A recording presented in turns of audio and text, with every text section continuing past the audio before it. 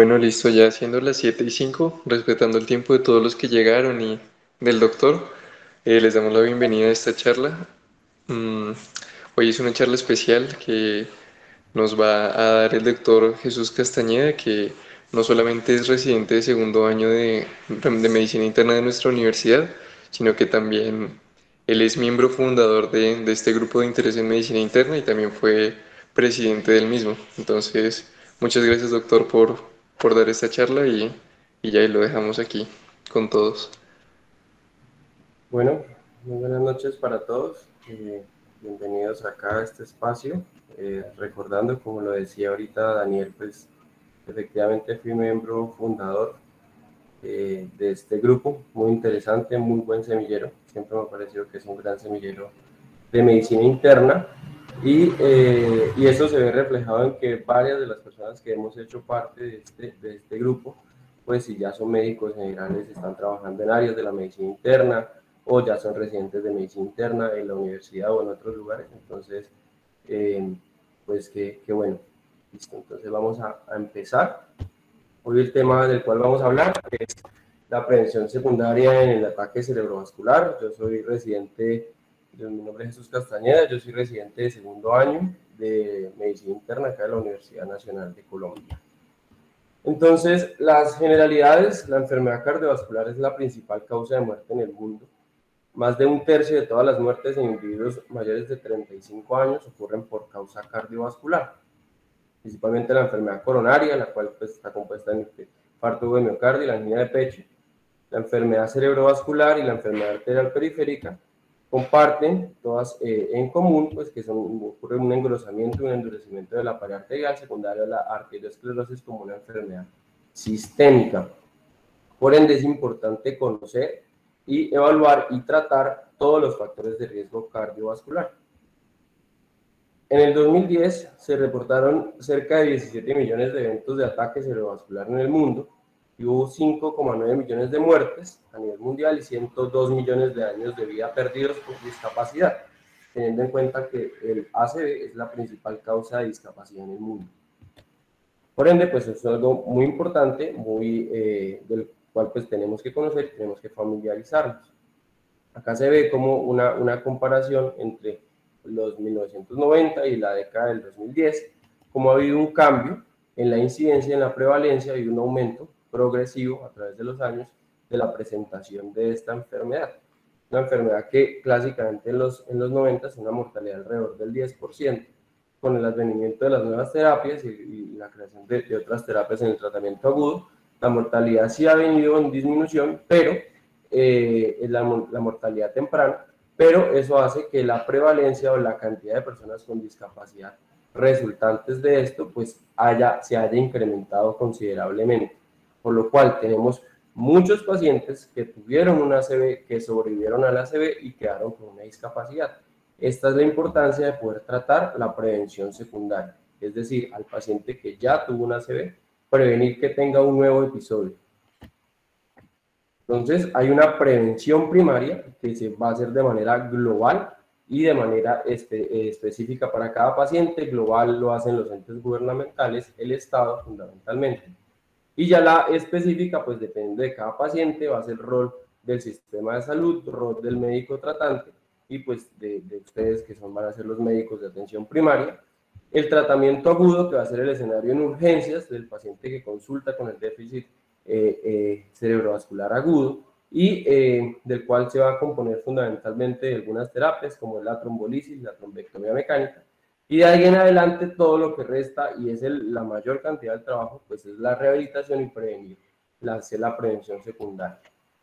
En 1995 se introdujo el alteplasia como el primer agente trombolítico y alrededor de la década del 2010 pues se hablaba ya de la trombectomía mecánica como parte importante en el tratamiento agudo. Así que ya llevamos cerca casi de los 30 años de haber cambiado el tratamiento agudo y pues esto ha hecho que aumente la cantidad de discapacidad a nivel mundial por esta causa. En Colombia tenemos unos datos de una prevalencia, miren acá como estos datos de los 80s y alrededor de los 2000, cerca a 5 por cada 1000 habitantes, 5 casos. Y pues estos son los últimos datos que se encuentran en la red de 2015 del Ministerio de Salud, donde pues se ve que alrededor de los años, más o menos del 2010 al 2014, hubo cerca de 3.000 casos de ACV isquémico en hombres y 7.500 en mujeres. Y esto se ha mantenido con el paso del tiempo. Y acá tenemos como una tabla comparativa con edad para el año 2014 de ACV isquémico en hombres, pero también aplica para mujeres, donde la incidencia aumenta con la edad por encima de los 50-55 años fundamentalmente, y también es así la mortalidad. Claramente la carga comórbida de los pacientes aumenta y esto hace que la mortalidad en estos pacientes aumente con la edad. En este estudio, que es de la prevalencia de la enfermedad cerebrovascular en Colombia, en el cual los autores consideraron que la mortalidad a nivel nacional y la prevalencia era el 28 y el 142 por cada 100.000 personas de manera respectiva. Y la hemorragia intracraneal no traumática tuvo la tasa de mortalidad temprana más alta, que fue de 15 por 100.000. Acá vemos cómo está la tasa de mortalidad ajustada en nuestro mapa en Colombia, donde se ve claramente que en la periferia y no tanto en la región andina. Acá vemos como la región de la Amazonía, Valle del Cauca, la región costera y norte de Santander, pues tiene una mortalidad más alta. Sin embargo, la prevalencia sí se ve más en las regiones centrales del país, hablando de que hay más personas con discapacidad que sobreviven a esta entidad y pues que se reconoce y que se trata también de manera temprana. En Colombia, los factores de riesgo que se han descrito, los más relevantes, es la hipertensión arterial y el tabaquismo. Listo, entonces a nivel global, los factores de riesgo van a ser múltiples y van a ser los mismos factores de riesgo cardiovascular que se han descrito, pues en todas las, siempre que se ha descrito clásicamente y que uno le enseñan desde tempranos semestres estudiando medicina. Entonces, ¿cómo se previene el riesgo cardiovascular? Siempre se le dice a los pacientes evitar el tabaco, no consumo de alcohol, controlar el peso, previniendo el sobrepeso y la obesidad, disminuir los niveles de azúcar o que estén normales, tratar de evitar la hipercolesterolemia, el consumo de grasas y consumo de sal, comer mejor o pues mejorar la alimentación, evitar el estrés, es tratar de hacer actividad física y controlar la hipertensión arterial. Estos como factores de riesgo modificables que van a ser los que nosotros como médicos tratantes pues vamos a tener la posibilidad de impactar. Se sabe que el 90% de los ACVs son prevenibles y esto va a depender de los factores de riesgo modificables que acabamos de mencionar, y la hipertensión es el principal factor de riesgo modificable para ACV, tanto así que hasta 1/3 de los casos de ACV están en los países desarrollados están asociados a esta hipertensión y hasta 2/3 en los países en vías de desarrollo. En cuanto a la prevención secundaria, entonces ya se sabe que tras un ACV isquémico o una IT existe el riesgo de que el paciente recurra, es un riesgo de alrededor del 10% a una semana, 15% al mes, 18% a los 3 meses, y esto se ha medido, y a largo plazo hasta el 10% de los pacientes al año van a recurrir, y a 5 años, 25%, y a 10 años hasta el 40%. Entonces, allí es donde podemos nosotros impactar. Finalmente, si ya no se hizo la prevención secundaria y el tratamiento agudo, cada vez más pacientes tienen la posibilidad de tenerlo, pero muchas veces no está disponible porque se consulta tardíamente, porque la población general no conoce esta entidad, pese a campañas de educación, pues va a ser allí donde nosotros tenemos que ejercer nuestra labor como médicos. El inicio, se sabe que la prevención secundaria debe iniciarse de manera temprana. Luego del manejo agudo, si el paciente se trombolizó, si el paciente fue llevado a trombectomía mecánica o lo que se le haya hecho de manera aguda, ahí es donde toca iniciar, o si no se le hizo nada porque no era candidato, pues ahí es donde hay que iniciar la prevención secundaria. Esto reduce la recurrencia hasta en un 80% dependiendo de la causa subyacente de este ACV. Entonces, la hipertensión arterial, se sabe que el tratamiento antihipertensivo disminuye el riesgo de ACV recurrente hasta en un 25%. Esto es estadísticamente significativo. Una de las preguntas más frecuentes es qué tanto disminuir esos niveles de presión arterial. Llamativamente, el estudio SPRINT es un estudio en el cual se trató de incentivar y se demostró que una terapia más intensiva mejoraba los desenlaces en los pacientes. es decir, metas de tensión arterial más bajas, tenía mejores desenlaces, pues en este estudio se estudiaron pacientes con ACV previo. Pero existen otros estudios, como este que está acá, que es un estudio autorizado en metaanálisis, que es el estudio RESPECT, en el cual pues hicieron esa pregunta. Entonces, tratamiento estándar y tratamiento más intensivo con metas más bajas, alrededor de 120-80, donde en este estudio no se demostró una diferencia significativa entre los dos tipos de tratamiento, el estándar y el intensivo, para evitar la recurrencia de ACV, como un compuesto entre ACV isquémico y ACV hemorrágico. Pero también, como les dije, esto también era un metaanálisis. Cuando se incluyó ese estudio respecto a los demás estudios previos, que es el estudio podcast, el estudio PAST, BP y el SPS3, allí ya se demostró, y sí se logró demostrar, que una terapia intensiva genera unos mejores desenlaces, siendo esto estadísticamente significativo. Por ende, probablemente en estos pacientes para prevención secundaria tendremos que ser un poco más intensivos con la terapia antihipertensiva. Se sabe que cada 5 milímetros de mercurio en la tensión arterial sistólica y 2,5 en la diastólica disminuye el riesgo en 13% en recurrencia de ACV, y 10 milímetros y 5 milímetros respectivamente disminuye el riesgo en 34%. En ACV lacunar no está tan claro, la meta óptima realmente no se sabe, pero probablemente también oscile entre 120 y 129 y alrededor de 70. Y estos riesgos son consistentes independientemente del hecho de que el paciente tuviera o no tuviera el diagnóstico de hipertensión arterial previamente. Muchas veces pasa que estos pacientes son hipertensos y no se conocía previamente, o si el paciente ya era hipertenso conocido, pues debemos ser más estrictos con la terapia. Otra de las preguntas que se hacen, ¿cuál antihipertensivo utilizar? Realmente todos los antihipertensivos son efectivos para disminuir el riesgo. Ahí hay que preguntarse es las comorbilidades que tiene el paciente, si tiene falla cardíaca asociada, si hay enfermedad renal crónica, pues también de pronto uno se decanta por alguno u otro antihipertensivo. Así como la efectividad del antihipertensivo, se sabe que los beta bloqueadores tienen menor efecto antihipertensivo que los IECARA2 o los demás antihipertensivos que se cuentan.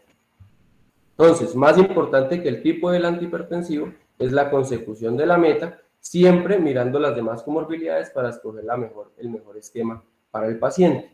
Recordando que la hipertensión no es solo el medicamento, sino que también hay factores, hay tratamiento no farmacológico donde el estilo de vida per se también disminuye el riesgo en hipertensión arterial. En cuanto a las dislipidemias, es un factor de riesgo muy importante también para la enfermedad cerebrovascular, sin embargo es más importante para el infarto del miocardio que para lo que estamos hablando el día de hoy. Acá está este estudio, es el estudio Heart Protection Study, que es HPS, hubo 20.536 pacientes de alto riesgo, donde 3.280 pacientes ya tenían historia de un evento previo. Estos pacientes fueron tratados con simvastatina, 40 miligramos, lo cual se consideraría alta intensidad durante 5 años, y se demostró una disminución del 20% en eventos vasculares. Este es un estudio publicado en el 2002. Después, alrededor del 2006, se publicó en el New England Journal of Medicine este estudio, que es el estudio SPARCL, es el estudio en el cual se probó la utilización de la atorvastatina a altas dosis después de un ACV o un ataque isquémico transitorio. Miren ustedes acá, fueron 2.365 pacientes en el grupo de intervención, 2.366 pacientes en el grupo placebo. Realmente los grupos eran similares en muchas características, tanto en la cantidad de ACV, alrededor del 70%, isquémico alrededor del 65-67% y alrededor del 30% consistían en AIT. Y el EDL de base era similar, 133-132. Acá se demostró que hubo una disminución en el riesgo de ACV fatal y no fatal en los pacientes que se trataron con atorvastatinas con dosis de alta intensidad, siendo esto estadísticamente significativo. Asimismo, disminuyó el riesgo de ACV fatal. Desde aquí, desde el estudio SPARCL, podemos hablar, y ustedes ven como siempre, que se tiene el paciente un ACV, pues se le inicia de manera temprana la atorvastatina. Llama la atención acá que el desenlace de ACV y ataque isquémico transitorio, el desenlace compuesto también tuvo una disminución significativa, pero no traje la tabla acá, aumentó la frecuencia de ACV hemorrágico, principalmente en pacientes que tenían un ACV hemorrágico previo. Entonces, ¿cómo así? Disminuye el riesgo del ACV en todo, y disminuye el riesgo de AIT, pero si el paciente sangró antes, ¿va a sangrar? Entonces, es una pregunta que ya se han hecho. Este es un estudio publicado en el 2009, donde hicieron esa pregunta, ¿qué pasa con esos pacientes que sangran? Y se dieron cuenta, en este estudio se trataron con la atorvastatina 200, hubo 218 pacientes con ACV isquémico y 55 con hemorrágico, y con placebo 274 pacientes con ACV isquémico y 33 con hemorrágico. Es decir, si hubo un aumento, miren acá, si hubo un aumento en los pacientes que se trataron con la estatina de alta intensidad. Sin embargo, hay varios sesgos allí, no se recolectaron la severidad de la leucocariosis que tienen estos pacientes de base, microsangrados cerebrales y multilacunares, por lo cual puede ser un posible factor de confusión. Conclusión, el mensaje para llevar a la casa es que siempre que tengan un paciente que haya sangrado previamente, tengan precaución con la estatina de alta intensidad. Ese es el mensaje. Es una contraindicación absoluta, pero hay que tener precaución. Disminuir los niveles de colesterol LDL en 38,6 miligramos disminuirá el riesgo de recurrencia del tratamiento con estatinas al menos un 12%, algunos de ustedes hablan de alrededor del 15%. La otra pregunta es, ya sabemos que, bueno, vamos a utilizar la estatina de alta intensidad de manera temprana. ¿Qué meta de LDL debo plantearle al paciente? Entonces, este estudio es un estudio, digamos que relativamente reciente, publicado en el 2020, en el New England Journal of Medicine, donde compararon dos metas de colesterol LDL después de un paciente con un ACV. Es el estudio que se llama Treat Stroke to Target. Es un estudio que fue llevado en Francia y en Corea del Sur, es un estudio aleatorizado, pacientes que tenían ACV en los 3 meses previos o AIT en los 15 días previos, y se plantearon dos metas: menor de 70 miligramos por decilitro versus 90 a 110 miligramos por decilitro. Es decir, una meta un poco más estricta, una meta de pronto un poco más lábil. Todos estos pacientes tenían evidencia de aterosclerosis y ellos recibían estatina o ezetimibe o ambos. Y el desenlace principal era el desenlace compuesto de eventos cardiovasculares mayores. Fíjense acá cómo se intentaba obtener esas metas de manera temprana, o en general se obtenían los primeros meses de tratamiento y se siguieron a los pacientes con, pues por varios años, promedio de 5 años. Como ya dijimos, el desenlace primario era un compuesto de desenlaces cardiovasculares, incluyendo muerte de causa cardiovascular. Y en este estudio, en los pacientes que tenían una meta más baja, se demostró que para el desenlace primario hubo un desenlace favorable en este grupo, siendo esto estadísticamente significativo. Por ende, el mensaje es que probablemente estos pacientes para prevención secundaria se beneficien de metas más bajas de colesterol LDL. Si se fijan acá, la cantidad en el desenlace secundario, el cual miraron pacientes con infarto cerebral o AIT, no hubo diferencias entre los dos grupos, pero los pacientes que tienen enfermedad cerebrovascular no solo sufren de enfermedad cerebrovascular, también sufren de otras cosas, también tienen otro compuesto de la enfermedad cardiovascular, donde también está el infarto o el miocardio, donde está el requerimiento de revascularización carotidia. Entonces, el desenlace compuesto, pues probablemente sí se beneficien. Recuerden que el tratamiento del colesterol LDL es fundamental y es una de las piedras angulares para detener la arteriosclerosis, entendiendo la arteriosclerosis como una enfermedad sistémica. Entonces, por ende, vamos a buscar metas más bajas. ¿Qué dicen las guías del 2019, las guías europeas? Dice, para prevención secundaria en pacientes de muy alto riesgo, procure llevar a una reducción del colesterol LDL mayor o igual del 50% del de base, idealmente menor de 55. Ahora, si el paciente ya tiene un alto riesgo cardiovascular y tiene un segundo evento en los 2 años, es decir, hoy tuvo un infarto del miocardio y en 1 año y medio tiene un ACV, entonces este paciente, no necesariamente en el mismo tipo del evento cardiovascular inicial, sino pueden ser diferentes, y este paciente se encontraba tomando la dosis máxima tolerada de la estatina, procure llevar a metas de LDL más bajas, menor de 40 probablemente estos pacientes se beneficien. Eso se considera, digamos que no hay un estudio que lo haya avalado, pero la idea es considerarlo. Ahora la pregunta es, listo, está bien, voy a utilizar las estatinas y voy a utilizar estatinas de alta intensidad y voy a procurar metas bajas de colesterol LDL, pero hay muchas estatinas. ¿Cuál estatina utilizar? Entonces se han comparado diferentes regímenes de estatinas, algunas, las que más tenemos disponibles en nuestro medio son la atorvastatina, pero ya vimos como la simvastatina, la lovastatina y la rosuvastatina también. Probablemente la atorvastatina es con la que se cuenta con una mayor experiencia y tiene pues un desenlace pues muy bueno, y cuando se comparan entre ellas realmente no hay tantas diferencias, probablemente destaque más la atorvastatina y la rosuvastatina. Acá tenemos este metaanálisis en red donde tiene un grueso mayor evidencia la atorvastatina, también destaca la pravastatina, y comparando la rosuvastatina con la atorvastatina. Para todos los ACVs, atorvastatina, simvastatina y pravastatina tienen una mayor cantidad de estudios, y para el ACV isquémico, atorvastatina igual simvastatina y pravastatina, fíjense cómo rosuvastatina pues tiene menos. Entonces, conclusión, si tienen disponible atorvastatina, que es la que ustedes como médicos generales van a tener mayormente disponible, usen la atorvastatina de alta intensidad. ¿Para qué sirven las estatinas? Pues ya lo dijimos, disminuye el riesgo de ACV, tanto isquémico como ACV en general, y también disminuye efectos cardiovasculares, vigilar el hígado, vigilar los síntomas musculares, vigilar el paciente es raro, pero pues puede presentar inicio de diabetes, y pues eso es como lo que hay que mirar cuando tenemos estas terapias. Listo, estamos hablando de lipidemias, lo que está de moda son los inhibidores de PSSK, esos PSSK9 se deben utilizar, pues digamos que estos se utilizan cuando hay intolerancia a otra terapia o cuando no hay consecución de la meta pues con la terapia previa, cuando ya tengo paciente con estatina de alta intensidad, también tiene ezetimibe y no ha conseguido la meta, entonces ahí es cuando se inicia.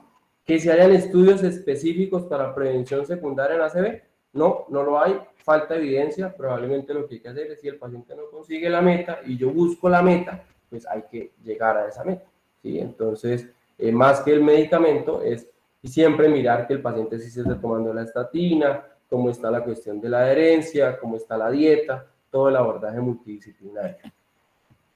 En cuanto a la diabetes mellitus, acá no me extenderé. El tratamiento, se está demostrado que el tratamiento hipoglicemiante intensivo en pacientes que tienen diabetes mellitus no disminuye como tal el riesgo de ACV, pero sí siempre hay que buscar las complicaciones microvasculares de la diabetes. Entonces hay que hacer también un abordaje multidisciplinario del paciente con diabetes. Últimamente se habla mucho de los inhibidores del SGLT2 porque ya se sabe que estos disminuyen el riesgo de muerte cardiovascular, pero esto se ha asociado más a los desenlaces en falla cardíaca, más que en los pacientes con ACV. Fíjense acá como también está este estudio utilizando los GLP-1, donde en mortalidad cardiovascular tuvieron un desenlace favorable. Sin embargo, en ACV fatal y no fatal, pues no hubo diferencias significativas. Entonces, pues el paciente diabético que tuvo un ACV no solo tiene el ACV, sino pues probablemente tenga enfermedad aterosclerótica en otra localización. Entonces, eso es lo que tenemos que impactar allí y pues tratar al paciente, mantener un adecuado control glucémico, siempre buscando estas complicaciones, individualizando y no olvidar las medidas no farmacológicas, modificar la alimentación, la actividad física y disminuir de peso. Las vitaminas y suplementos, se creía antes que suplementar vitamina B podía servir, de hecho hay dos estudios, está el estudio BIST publicado en 2004, el estudio VitaTox en 2010, hay algunas evidencias para prevención primaria, una evidencia muy controversial, pero pues que existe para prevención primaria de vitamina B, pero para prevención secundaria, pues realmente no ha demostrado que sirva. Se sabe que suplementar la vitamina B va a disminuir los niveles de homocisteína y la hiperhomocisteinemia es un factor de riesgo cardiovascular, pero que eso haya demostrado un beneficio clínico, pues por ahora no se ha demostrado. En cuanto al reemplazo hormonal, pues siempre las pacientes, las mujeres posmenopáusicas van a tener un riesgo cardiovascular que en algunos autores consideran que se equipara al de los hombres con la misma edad. Ahí está este estudio, que es un ensayo clínico que trató y se hizo esa pregunta, el reemplazo, terapia de reemplazo hormonal en los pacientes con ACV. Y se dieron cuenta que realmente no cambiaba nada, ni en mortalidad, ni en ACV no fatal. Entonces, no hubo diferencias. Miren, acá está con mujeres con ACV fatal, más bien lo que hubo fue como un aumento que no fue significativo. Entonces, pues, conclusión, no, para ese desenlace puntualmente no tiene evidencia. Ahora algo muy taquillero, la terapia antiplaquetaria. Entonces a ustedes, cuando son estudiantes, pasan por séptimo semestre, les preguntan, listo, paciente con ACV, inicie que no está sangrando, lo primero que uno tiene que hacer cuando tiene un ACV es hacerle una tomografía, descartar sangrado, y una vez descartado el sangrado, beneficia trombolisis o no, y si efectivamente el paciente no se va a llevar a ninguna terapia de reperfusión, entonces iníciele ASA y se vuelve con una receta de cocina.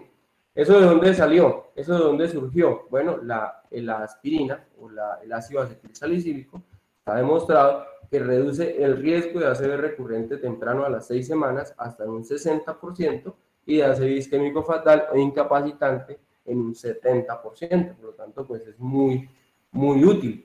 Tanto así que se han preguntado, se han hecho varias preguntas para ver si existe otra terapia como antiagregante en monoterapia que pueda reemplazar a la aspirina. Miren, está este estudio es el Sócrates, que comparó el ticagrelor, que es un medicamento inhibidor de la POC12, contra la aspirina en pacientes con ACV isquémico o que tengan un ataque isquémico transitorio. En este estudio, el ticagrelor no fue superior a la aspirina en reducir el desenlace primario, que era un desenlace compuesto de desenlaces cardiovasculares, y lo que sí tuvo fue que, pues, que estos pacientes, pues, no mentiras, lo que tuvo fue que sencillamente no fue superior y la aspirina, pues, sigue siendo ahí y sigue estando en monoterapia, pues, siendo la terapia estándar. Sin embargo, en el 2013 se hicieron dos estudios muy importantes que cambiaron el manejo de los pacientes con ACVs menores o ACVs que se consideran leves y AITs mayores o de alto riesgo. Entonces, como ustedes saben, los pacientes no se llevan a trombolisis cuando tienen un NIS por encima de 5. Entonces, cuando los pacientes tenían un NIS más bajo, pues no se llevaban a trombolisis, no se les hacía nada diferente a simplemente pues dejarle la aspirina y manejarle el resto de cosas. Estas personas se preguntaron y dijeron, bueno, pero estos pacientes que tienen los ACVs menores tienen riesgo de recurrencia temprana. De hecho, la recurrencia de estos pacientes ocurre principalmente en los primeros 2 días. Por ende, iniciarle una terapia más intensiva, probablemente con una antiagregación dual, puede que mejore los desenlaces.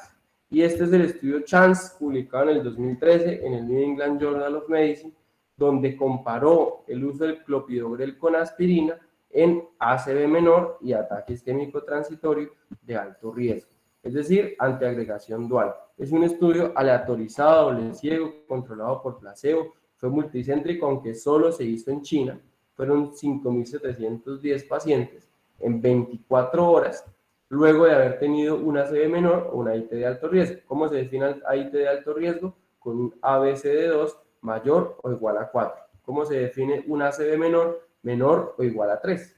Entonces, con un NIS menor o igual a 3.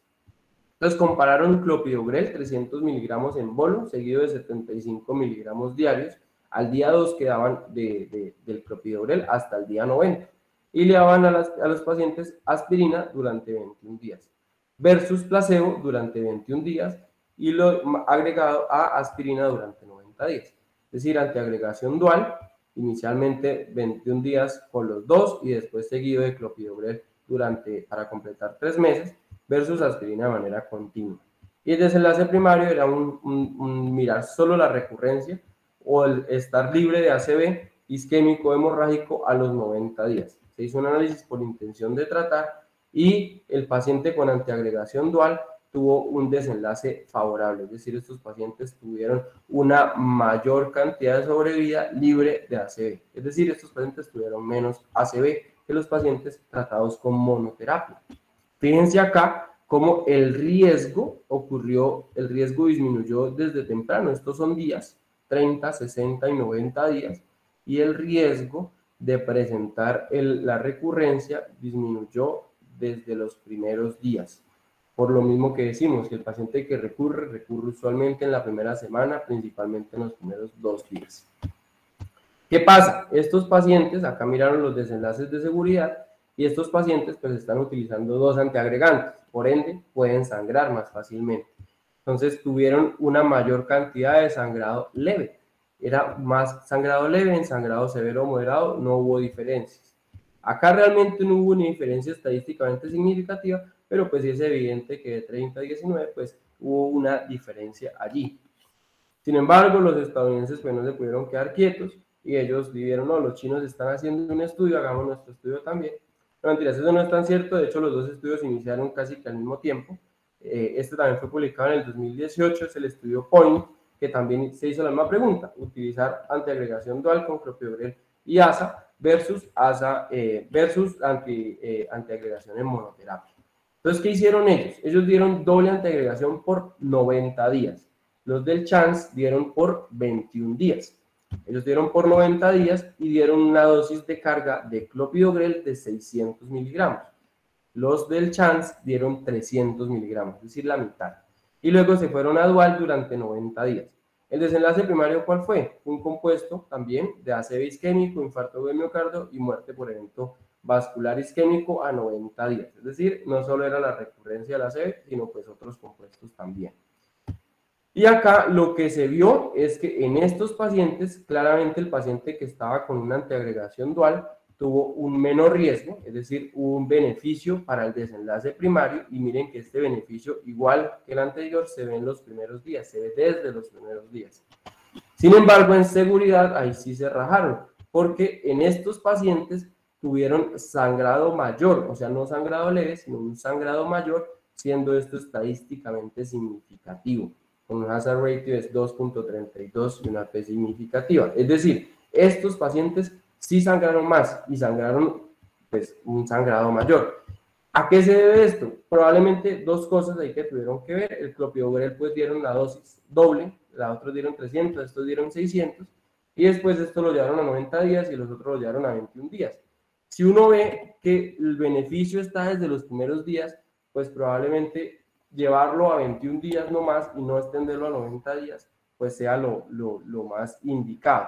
Y de hecho es lo que se hace en este momento, la antiagregación doble solo por 3 semanas. Ya no se hace los 3 meses, teniendo en cuenta que después del día 21 el riesgo pues es similar y el beneficio, perdón, es similar, pero el riesgo de sangrado pues aumenta de manera significativa. Entonces, básicamente ellos lo que obtuvieron era que de 1000 pacientes prevenían 15 ACVs, pero 5 pacientes les hacían un sangrado mayor, entonces no estábamos haciendo como mucho, y por eso este estudio pues hay que saberlo interpretar. Llama algo que no mencioné, y es que la antiagregación se iniciaba en las primeras 24 horas, idealmente en las primeras 12 horas. De hecho, hicieron una comparativa entre los pacientes que se hacían en las primeras 12 horas versus los de 12 a 24 horas. Y pues era similar. Entonces, conclusión, cuando ustedes vayan a iniciar una antiagregación dual, no esperen a que el paciente llegó hoy y que de pronto mañana y de por ahí pasado mañana, después de ya 48 horas, ahí es que le van a iniciar la antiagregación dual. No, porque es que el beneficio está en los primeros 2 días. Si tienen un TAC normal y el paciente no se benefició de trombolisis y cumple los criterios para ACV menor o AIT de alto riesgo, pues utilícenlo de manera temprana, que ahí es donde está realmente el beneficio. Listo, entonces después hubo otro estudio que se preguntó, bueno, el ticagrelor, ¿será que solo con el clopidogrel? Entonces miraron otro inhibidor de la POY12, es el estudio TAILS, ticagrelor y aspirina versus aspirina sola, un desenlace primario ACV o muerte a los 30 días, y en estos sí hubo un riesgo, un mayor riesgo de sangrado, pues sangrado mayor, un hazard ratio de casi 4. Entonces, por eso no se utiliza la antiagregación dual con ticagrelor. Ahí está la antiagregación con el dipiridamol. El dipiridamol es un inhibidor de fosfodiesterasa. Se utiliza en terapia dual, ASA más dipiridamol versus ASA en monoterapia. Un metaanálisis con cerca de 8.000 pacientes, una terapia combinada que disminuyó eventos vasculares mayores en alrededor del 18%. Sin embargo, cuando se hizo un estudio cabeza a cabeza comparando clopidogrel, o sea, monoterapia del clopidogrel versus aspirina y dipiriamol, lo que se vio es que no había diferencias en los desenlaces. Además, sí era claro que el paciente que tenía la terapia dual de aspirina y dipiriamol sangraba más y el dipiriamol da mucho dolor de cabeza. Entonces, estos pacientes suspendían la terapia por el dolor de cabeza. Entonces, la evidencia es controversial. En nuestro medio no está tan disponible ese medicamento. Entonces, conclusión, no lo van a usar, no lo vamos a usar, no se usa. ¿Listo? Después tenemos el cilostazol, también es un inhibidor de fosfodiesterasa. Este sí hay una evidencia más amplia, hay 18 ensayos clínicos a día de hoy, principalmente todos los estudios se han hecho en Asia, en Japón.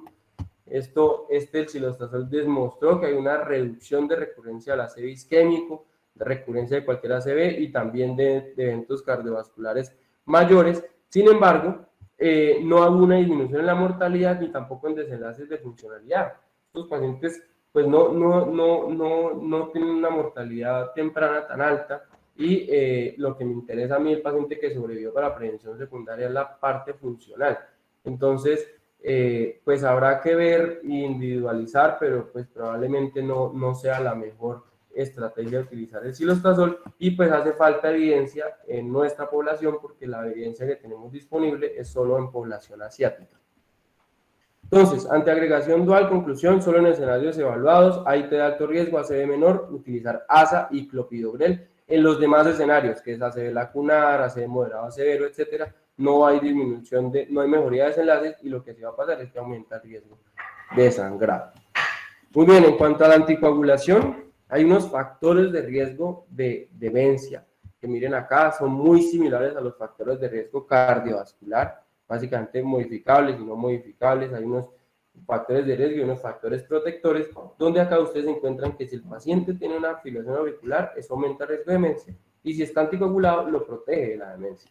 Entonces, la FA y la función cognitiva pues están estrechamente relacionados, principalmente por la demencia vascular y el Alzheimer, pero realmente pues es multifactorial y afecta varios tipos de demencia. Fíjense acá como en esta tablita se busca una asociación entre fibrilación auricular y compromiso cognitivo o demencia, y en pacientes que tenían FA y tenían compromiso cognitivo, independientemente de que hubieran tenido ACV previamente, el riesgo pues está aumentado. Es decir, por el simplemente hecho de tener fibrilación auricular ya tiene mayor riesgo de deterioro cognitivo.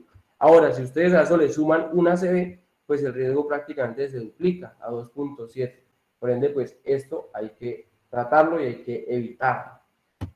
Entonces, la anticoagulación oral en los pacientes con un ACV isquémico o una IT que tengan fibrilación auricular, es decir, que tengan diagnóstico de fibrilación auricular, va a disminuir el riesgo de recurrencia hasta en un 66% comparado con placebo, es decir, más de la mitad. Entonces, hay que usarlo. Cuando tengan un paciente con fibrilación auricular y más para prevención primaria, háganlo. Si cumplen los criterios, anticoagulen los pacientes y manejen la fibrilación auricular. No le tengan miedo necesariamente al sangrado. Esto no es una charla de fibrilación auricular, pero es que es un mensaje que se tienen que llevar. Cuando tengan diagnóstico de fibrilación auricular, anticoagulen hasta que se demuestre lo contrario. El cerebro es muy importante. Listo. Y la incidencia de sangrado mayor realmente al año es baja, 2.8%, comparando con la mejoría que va a haber.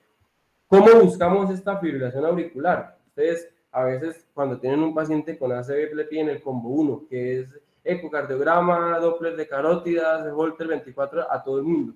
Y no, pues hay que individualizar. Si tenemos un paciente que la imagen sugiere que es de origen cardioembólico, la neuroimagen, es decir, la tomografía o la resonancia que se le haya hecho, si el paciente tiene factores de riesgo para fibrilación auricular, factores de riesgo cardiovasculares, si estructuralmente tiene una aurícula que es grande, pues probablemente sugiera que este paciente pues sí tiene mayor, y el electrocardiograma, tener que mirarlo, pues a ese paciente hay que buscarle activamente esa fibrilación auricular. El Holter de 24 horas para todos los pacientes, realmente el rendimiento es muy malo. Se ha descrito que solo del 1 al 2% de los Holter 24 horas se les encuentra una fibrilación auricular, o sea, el rendimiento diagnóstico es muy malo del Holter 24 horas, y a medida que se va extendiendo más, Holter de 72 horas, o un monitoreo de 3 semanas, pues el porcentaje de detección de FA pues va aumentando. Finalmente, lo que hay que hacer es, pues ustedes sospecharlo y buscarlo con las herramientas que tengan. Si el Holter 24 es lo primero que tienen, pues búsquenlo, pero no, si lo tienen, si sale negativo, si sale normal, no dejen de buscarla si hay sustrato suficiente para sospechar esa FA. Bueno, una pregunta que también se hace es cuando, si el paciente tiene un diagnóstico de fibrilación auricular y tiene una ACV y ya viene anticoagulado y hace una ACV, ¿cuándo le reinicio la anticoagulación? La respuesta es no se sabe. No se, a día de hoy no se sabe. Probablemente iniciar antes de las 48 horas sea inseguro, ¿sí? Porque puede aumentar el riesgo de sangrado, pero no va, no va a disminuir como tal el riesgo de recurrencia. Pero hay varios estudios, está este estudio, ELAN, Optimas, Timing y STAR, que están haciéndose esa pregunta, mirando, están investigando el reinicio de la anticoagulación con anticoagulantes directos de manera temprana en la primera semana versus de manera tardía. Estos estudios todavía no están publicados, habrá que ver cuándo se publiquen y habrá que mirar cuándo se le reinicia la anticoagulación. ¿Qué es lo que se hace a día de hoy? Entonces, si el paciente tiene hace una IT, se le inicia desde al primer día. Pues, si es una ACV leve o menor, al día 3, si es una ACV moderado, al día 6, y si es una ACV severo, pues probablemente haya que esperar 2 semanas. Y ojalá mejor con una tomografía que descarte una transformación hemorrágica. ¿Esto por qué? Porque a mayor tamaño del ACV, pues va a haber un mayor riesgo de que haya una transformación hemorrágica. Es por eso que mayor severidad de la ACV inicial, pues se prefiere retardar un poco más el reinicio. ¿Cuál anticoagulante utilizar? Esto no es una charla de fibrilación auricular, pero si el paciente venía anticoagulado con warfarina, evalúe cómo está el tiempo de rango terapéutico, es decir, paciente que está anticoagulado con eso y es una FA no valvular, entonces tiene que estar en un NR entre 2 y 3. Y el tiempo de rango terapéutico es la cantidad de tiempo de las mediciones que se les ha hecho de ese INR en los que el paciente se encuentra en metas. Si el paciente es un paciente que es difícil, que está polimedicado, que no se toma la medicina o que tiene interacciones medicamentosas, que de pronto el seguimiento es más difícil, pues, hombre, probablemente ese paciente se beneficie del anticoagulante directo. Si es un paciente con FA de etiología valvular, es decir, asociado a una estenosis mitral o una válvula mecánica, ahí sí no hay evidencia de los anticoagulantes directos, no los deben utilizar, ahí toca sí o sí con warfarina. Si el paciente ya venía anticoagulado con un anticoagulante directo, mirar la adherencia, siempre, siempre mirar la adherencia, no solo en este caso, sino siempre, mirar que se lo esté tomando, que la EPS se lo esté entregando, que se lo haya tomado en esos días, mirar que se encuentra la dosis que es, cómo está la función renal, porque cómo está el peso, cómo está, dependiendo del anticoagulante que vayamos a utilizar. Miren acá, este es un metaanálisis que se hizo la pregunta de anticoagulantes directos o anticoagulantes orales directos versus la warfarina en pacientes que tienen fibrilación auricular y que han tenido una ACV o un AIT previamente. Esto es para ACV en general y el metaanálisis de Roja que probablemente favorece a los anticoagulantes directos por encima de la warfarina. Asimismo, en ACV hemorrágico, pues ahí ya es un poquito más claro que favorece a los directos. Entonces, no es que les esté vendiendo anticoagulantes directos, simplemente pues evalúen su paciente y miren si es, qué es más fácil en cuanto a interacciones medicamentosas, en cuanto a adherencia, en cuanto a seguimiento del paciente, en cuanto a riesgo como tal, y pues ahí ustedes definirán cuál medicamento se inicia. En cuanto a la prevención secundaria, hay una cosa que se llama ACV de causa indeterminada o ESUS. Entonces, cuando ustedes miran el ACV se clasifica según la clasificación de todas para la etiología. Entonces está de lesión de gran vaso, cardioembólico, pequeño vaso, otras causas, que ahí hay varias, y de causa indeterminada. Entonces, entre las otras causas están los trastornos de la hemostasia, los trastornos hematológicos, la vasculopatía, no asociado a aterosclerosis, y finalmente está el de causa secundaria, el de causa indeterminada. Entonces el paciente que yo le busqué y no le encontré, era lo que antes se llamaba el criptogénico. Entonces está una pregunta que hicieron y dijeron, bueno, si es tan difícil encontrar, porque el Holter, casi que el Holter 24 horas, pues el mensaje es que no sirve para nada, y no sirve para nada, y es difícil encontrar la fibrilación auricular paroxística, que también tiene riesgo de hacer ACV. Pues entonces,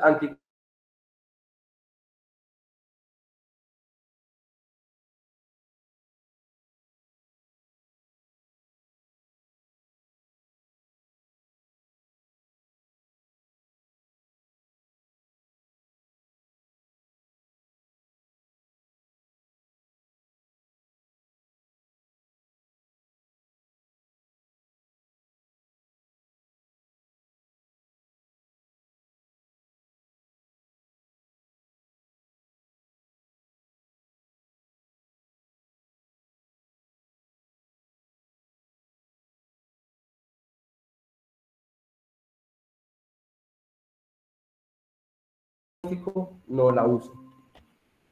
En cuanto al foramen ovar permeable, acá está el septum interauricular, septum interventricular, y acá está el foramen ovar permeable. Muy interesante esta cuestión del foramen oval, porque alrededor del 25% de la población general, es decir, 1 de cada 4 personas en el mundo, tienen foramen ovar permeable.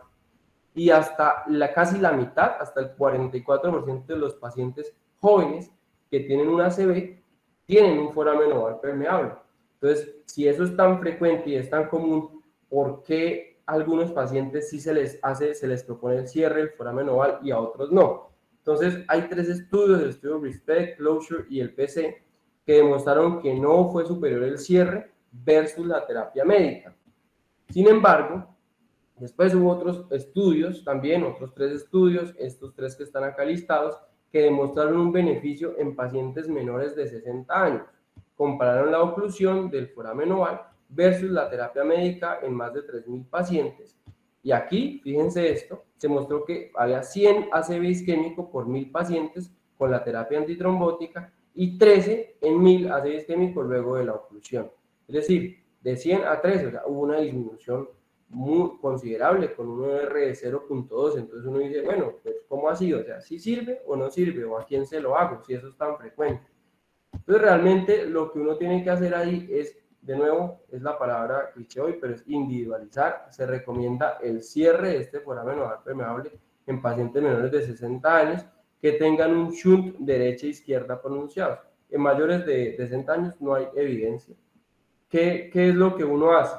Hay un score que se llama el score rope, que es este que está acá, que básicamente el score rope lo que hace es llenarse de razones de que la causa del ACV que tiene este paciente es por el foramen oval, es decir, que no tenga historia de hipertensión, que no tenga diabetes, buscando los factores de riesgo cardiovascular y mirando la edad. Realmente a una edad menor, pues el puntaje va a ser mayor.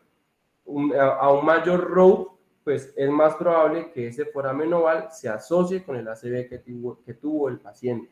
Ahora, que ese rope score sirva para tomar decisiones, pues no, ningún estudio de estos que compararon acá lo hicieron según el rope, simplemente es como lo que uno hace de manera clínica, ¿no? Si uno mira y no tiene factores de riesgo y está joven, y uno va y le busca en el ecocardiograma y sale un foramen oval, uno dice, uy, de pronto puede que sea por eso la causa. Entonces, ¿cuándo considerar el cierre? Pacientes jóvenes, realmente menor de 60, pero pues más va a ser los menores de 45 años, que han tenido una ACV que se haya visto de manera imagenológica y que se vea el shunt derecha-izquierda. Ese shunt se va a ver con un ecocardiograma con solución salina agitada, o que también tenga es un ecocardiograma especial que se hace, un aneurisma septal interauricular. Y que no se haya encontrado otra causa, es decir, que no tenga otra causa para fibrilación auricular, una estenosis, alguna cosa de eso. En cuanto a la enfermedad carotidia, entonces, siempre lo que les digo, el combo 1, entonces Doppler, ecocardiograma y el Holter. Entonces, no. Bueno, ¿qué porcentaje de Doppler, de estenosis carotidia es clínicamente relevante? Ustedes ven ahí, no es clínicamente significativo o es clínicamente significativo. ¿Cuánto porcentaje de que esté tapada la carótida es importante para un paciente con ACV? Entonces la pregunta se la hicieron, este es un estudio en 1997, miraron pacientes con enfermedad carotidia, pacientes asintomáticos, y se dieron cuenta que pacientes que tenían una oclusión menor del 50% casi no tenían desenlace, no tenían eventos pues cardiovasculares, cerebrovasculares de ningún tipo, 50 de 39 un poquitico más, pero no mucho, y ya mayor o igual a 80%, pues sí hubo un aumento bastante importante de eventos que tienen estos pacientes. Entonces, la estenosis carotídea asintomática tiene un muy bajo riesgo de tener una ACV menor del 0,5% por año, que cuando ya tiene manejo médico estándar. El manejo médico estándar es antiagregar, la estatina y el control de los factores de riesgo. ¿Siempre se ha tenido consideración esto? Pues vean que no. Antes, los pacientes que tenían enfermedad carotídea asintomática tenían mayor riesgo. Miren, tenían un riesgo del 3, casi 3,5% anual. Entonces uno dice, uy, de pronto ahí sí antes se pensaba diferente. Ya alrededor del 2005, pues ya pensaban diferente y ya el riesgo fue con el paso del tiempo, fue disminuyendo en los pacientes asintomáticos con enfermedad carotídea. ¿Por qué? Pues porque la medicina fue avanzando y ya existían estos estudios, el HPS y el SPAR, entonces ya se empezó a utilizar más la estatina, ya se le empezó a dar manejo antiplaquetario, ya se empezó a preocuparse más un poco por la tensión arterial, y esto hizo que el riesgo de presentar ACV en estos pacientes asintomáticos pues fuera disminuyendo. Y fíjense acá, el riesgo realmente que tengan una ACV ipsilateral, es decir, del mismo lado donde tienen la lesión carotídea, pues no aumentó tanto, realmente no tuvo un aumento significativo. Pero sí el riesgo de tener un infarto de miocardio, sí el riesgo de tener una angina estable, enfermedad vascular. Entonces, porque el paciente con aterosclerosis tiene una enfermedad sistémica. Entonces, conclusión, enfermedad carotídea asintomática, tanto el manejo quirúrgico como el stent sí van a disminuir el riesgo de ACV a largo plazo en los pacientes asintomáticos, pero el riesgo perioperatorio va a ser alto. Va a ser, ahí pueden presentar ACV perioperatorio, tanto con el manejo quirúrgico como ponerle un stent ahí en la carótida, principalmente para el stent. Entonces, el manejo médico, pues fíjense acá que cuando compararon la aspirina versus el placebo, utilizaron 325 miligramos de aspirina versus el placebo, eran pacientes con estenosis más del 50%, no hubo diferencias en desenlaces cardiovasculares. Entonces uno dice, bueno, pero la aspirina tiene manejo médico, entonces ¿qué hago? Nada sirve, todo sirve. Entonces, conclusión, el paciente con enfermedad carotídea no solo se enferma de las carótidas, tiene aterosclerosis, tiene comprometido probablemente otros lechos vasculares. La aspirina se ha demostrado que va a disminuir eventos cardiovasculares como prevención secundaria, principalmente coronarios, por lo cual el riesgo es doble, y allí puede que exista el manejo antiplaquetario. Entonces, ya diferente son los pacientes, bueno, acá lo mismo, angioplastia en pacientes con enfermedad carotídea asintomática, estos ya fueron pacientes con estenosis mayor al 70%, y allí, miren acá, como estos pacientes no hubo diferencias, miren acá, en manejo quirúrgico 2,5%, manejo con stent 3% para el desenlace de eventos cardiovasculares, y el mejor terapia médica 0,9%, siendo esto no estadísticamente significativo. Entonces, el manejo tanto quirúrgico como el stent no ha demostrado no inferioridad versus la terapia médica. O sea, intervenirle al paciente que está asintomático no es, ni siquiera es que sea mejor, es que no es no inferior a la terapia médica. Entonces, conclusión, todos sus pacientes terapia médica, que es lo que dicen las guías. Entonces, si las guías dicen si está asintomático, dele antiagregación en monoterapia. Y si ya lo va a llevar a esteno, lo va a llevar a cirugía, pues ya mire a ver si se beneficia de algo o le hace alguna otra cosa. Pero paciente asintomático, terapia antiagregación en monoterapia. Ahora, ya el paciente está asintomático, es decir, prevención secundaria de ACV. Hace una ACV, le encuentran una estenosis ahí que se considera clínicamente significativa. ¿Qué le hago? Entonces, probablemente estos pacientes se beneficien de cirugía. Ahí hay que llamar al cirujano vascular y que verifique o mire si se tiene criterios pues, para ver si lo opera o no lo opera. Hay unos criterios ecográficos para poderlo determinar, pero pues, no es el objetivo de esta charla. Y el stent se convierte en una alternativa razonable para pacientes con cirugía de alto riesgo. Entonces, para la enfermedad carotídea en prevención secundaria, beneficio preventivo, idealmente temprano, o sea, las primeras 2 a 4 semanas del evento.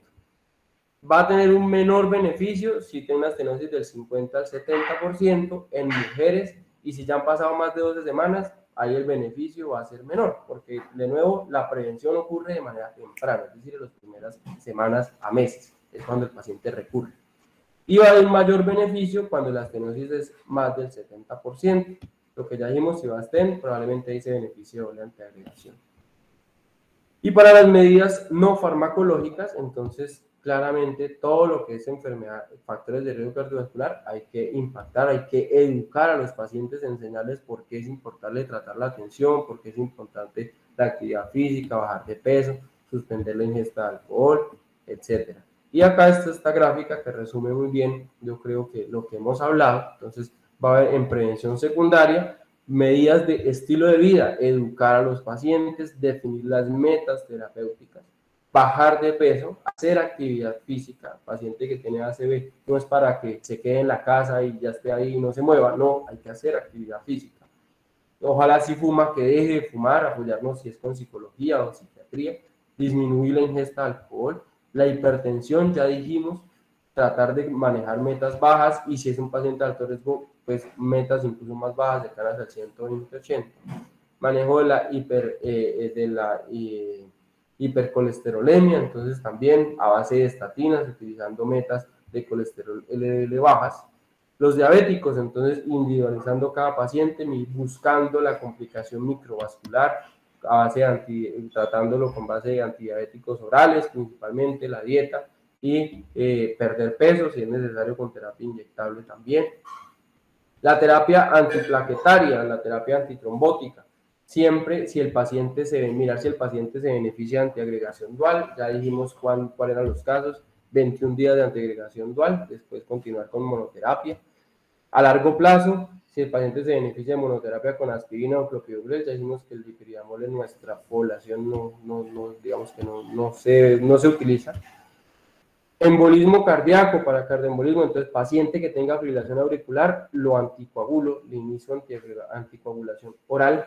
Si se beneficia de warfarina, tiene una indicación para warfarina, pues warfarina y lo lleva a metas terapéuticas de INR. Si no, pues mirar si se beneficia principalmente de un directo.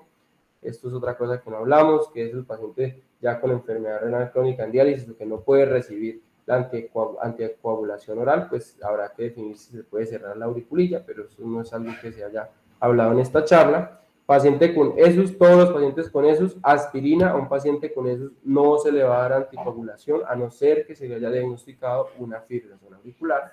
Si el paciente tiene un foramen oval permeable, menor de 60 años, que no sea una ACV lacunar, que sea un paciente que tenga demostrado un chun derecha-izquierda y que no se le haya encontrado otra causa, definir si se beneficia de ese cierre del foramen oval permeable.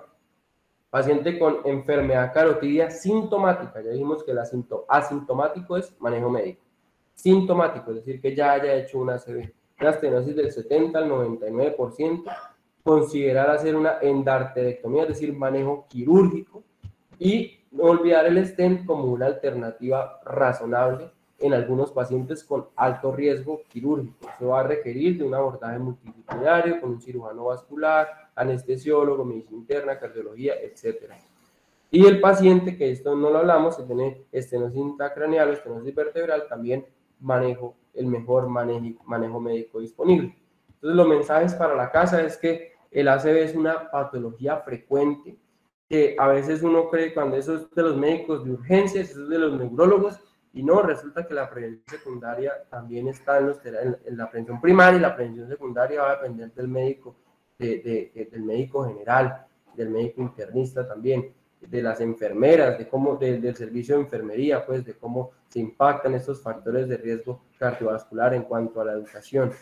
Clasificar el TOAS, que ya dijimos, y tratar según los factores de riesgo de cada paciente, dependiendo de qué tipo, cuál es la etiología de ese ACV. Siempre iniciar de manera temprana la prevención secundaria, ojalá en las primeras 24 horas si es necesario en los pacientes. Antiagregación dual, ya dijimos en cuáles eran las indicaciones, AIT mayor, ACV menor, AIT mayor definido como un ABCD2 mayor o igual a 4, y un ACV menor como un NIS menor o igual a 3. Cardioembólico, cuando la imagen lo sugiera o haya una estructuralidad cardíaca, y pues en todos los pacientes si es necesario también, o haya sospecha, o la revisión por sistema me sugiere que el paciente me dice que tiene palpitaciones, bueno, vamos a buscar esa fibrilación auricular, vamos a encontrarla, y si la encontramos la vamos a tratar, vamos a anticoagular a ese paciente, eso ha disminuido considerablemente la recurrencia, siempre con un abordaje multidisciplinario y siempre planteando las metas terapéuticas en conjunto con el paciente. Y eso era lo que le tenía preparado para hoy. Muchas gracias.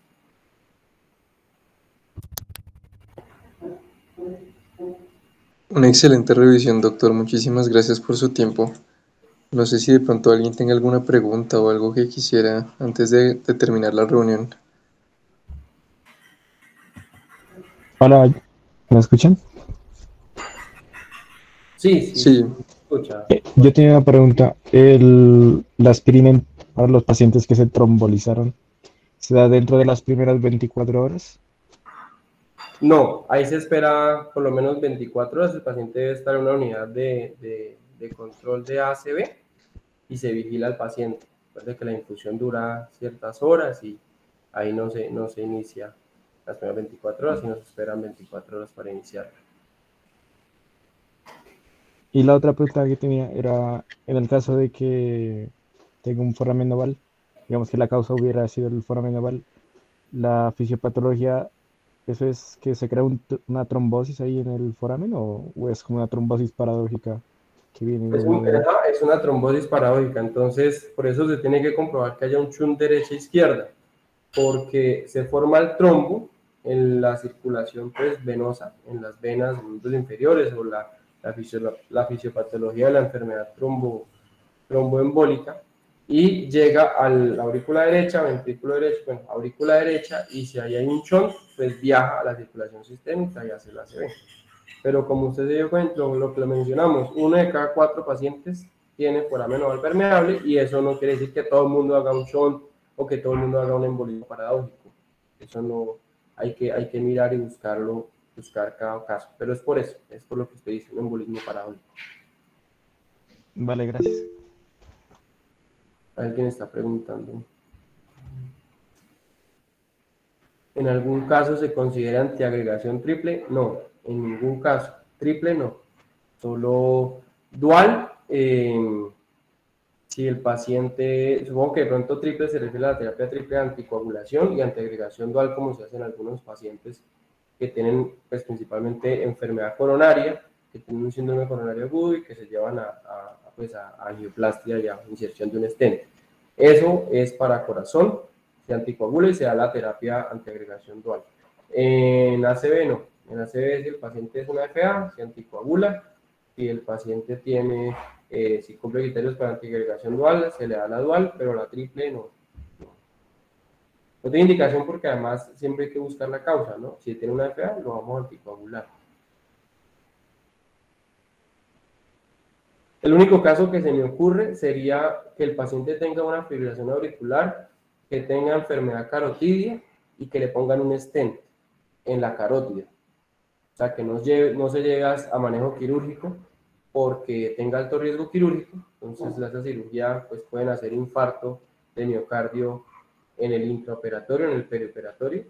Entonces, los llevan a un stent y ese stent, la evidencia no es muy buena, pero se sabe que es una evidencia extrapolable del stent que se pone en el corazón. Entonces, ahí, ese sería el único caso en el que de pronto se beneficien de terapia triple, anticoagulación y antiagregación dual. De resto, no se me ocurre ningún otro caso. No sé si hay alguna otra pregunta.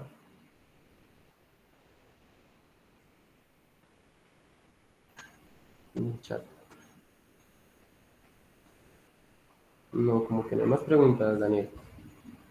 sí, no parece que hay más preguntas. Bueno, doctor, muchas gracias por su tiempo. Estuvo muy buena la revisión. Gracias por estar aquí. Y gracias a todos también por haber asistido. Bueno, no, gracias a ustedes por la invitación. Cuando necesiten, lo que necesiten, siempre es bueno estar en este espacio del IMIC y que se sigan ustedes pues creyendo y creando haciendo crecer este semillero. Y de nuevo, pues a los que están acá, pues felicitaciones por el libro de paraclínicos. Excelente eso y los felicito. Bueno, que esté muy bien. Muchas gracias, doctor. Bueno, muchas gracias a todos. Nos vemos. Ya la otra semana empezamos las charlas de los ciclos nuevamente.